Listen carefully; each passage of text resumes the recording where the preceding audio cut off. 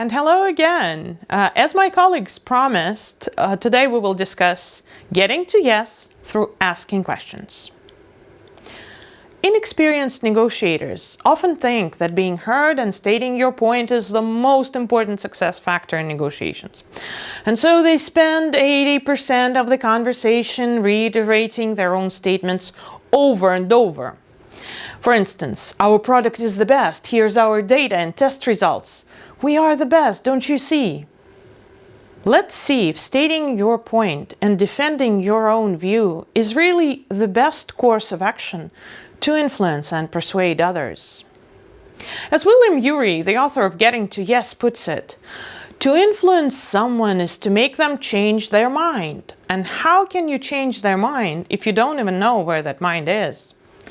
Along with other seminal authors such as Stephen Covey, he recommends understanding the other party first and then seeking to be understood.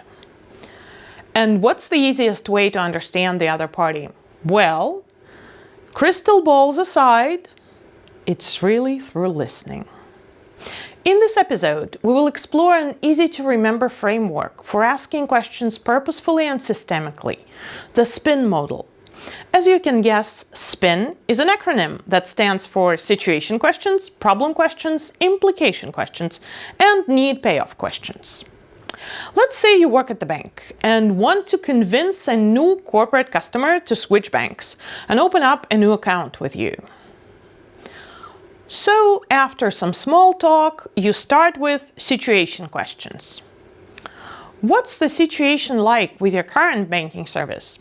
How many of your employees use your current recommended bank? How satisfied are you with their services? How satisfied are your employees? You might say, whoa, customers or partners wouldn't get a thrill out of telling us all the details of their existing situation. And you would be partially right. Situation questions allow us to map the other party's view of their initial position and hear they're part of the story, but if you ask too many of them, your partners might be irritated. So we advise asking situation questions economically and do your homework and profile the other party prior to the meeting, just as Oleg instructed. Now, the second part of the SPIN formula, problem questions, is more powerful.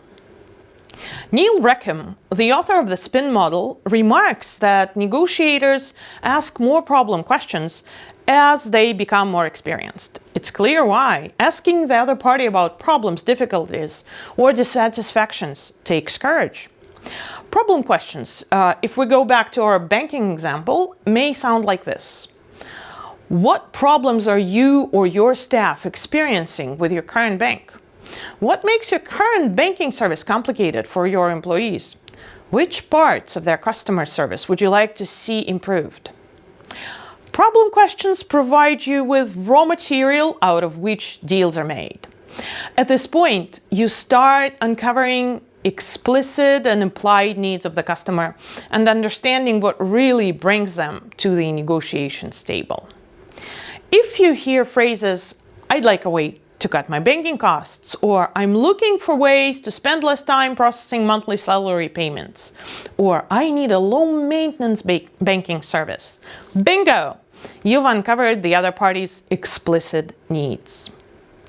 Some needs lie deeper than that, so we keep asking. The third part of the SPIN formula are implication questions. If you spend less time processing your salary, what impact will it have? What will it do for your employer brand if your employees were to receive top-notch online banking services? If the process gets faster, what kind of benefits would it bring? It's not enough just to ask questions. It's important to quickly analyze the answers. Seeing the link between the problems and opportunities is one of the key cognitive skills of top negotiators. So, in a response like, ideally, we would have a managerial dashboard with all the payroll history and projections, experienced negotiators see an implied need, an indication to look for a solution together. That takes us to the fourth and final part of the SPIN formula, the need payoff questions. Why is it important for you to have a dashboard? If we could offer both best-in-class mobile banking and the dashboard, what else would you need? How much would you save if we could offer both options? Need payoff questions help craft a common solution and allow the other party to talk about potential gains while keeping an open mind and positive attitude. In a nutshell, asking the other party about their situation, problems, implied and explicit needs, and potential gains is a comprehensive way to find out where their mind is, and that is to persuade and influence. If you think that SPIN technique is too complicated, start with simpler questioning sequences. Ask the other party what is important for them in these talks. Then ask what else is important. Finally, clarify what the most important thing is. And listen well, just like Varvara recommended in the previous video. Easy, right? Do let us know which questions work best for you, and please share your favorite negotiation questions in the comments under this video. Okay?